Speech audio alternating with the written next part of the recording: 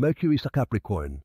Ang Mercury sa Capricorn ay kadalasang may napakalinaw at analytical na pag-iisip at nagagawa nitong maunawaan ang mga ideya at maisagawa kaagad ang mga ito.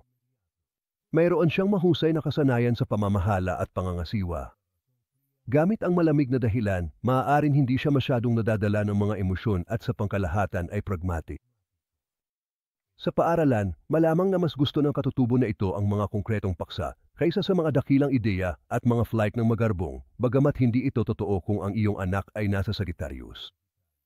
Maaari kang maging sobrang critical sa iyong sarili, sa iyong trabaho o sa iyong guro at sa kurikulum. Turuan siyang balansehin ang mga materyal na ambisyon sa mga espiritual na halaga at na ang mga layunin ay hindi nagbibigay katwiran sa mga paraan. Pakiramdam mo ba ay nakulong ka sa iyong trabaho o nagtatrabaho para sa isang amo na kinasusuklaman mo? Buong effort ka ba sa relasyon nyo at hindi nasusuklian ang pakiramdam o hindi mo alam kung ano ang gagawin? Ang mga psychico sa Absolute Lip Psychic Network ay sapat na insightful upang matulungan kang i-maximize ang iyong potential sa iyong mga susunod na pagkakataon. Sulitin ang iyong oras sa pamamagitan ng pag-alam kung ano ang nararapat at hindi at kung ano ang hindi katumbas ng iyong oras at pagsisika. Makipag-usap sa aming pinagkakatiwalaan at tumpak na psychics na yon.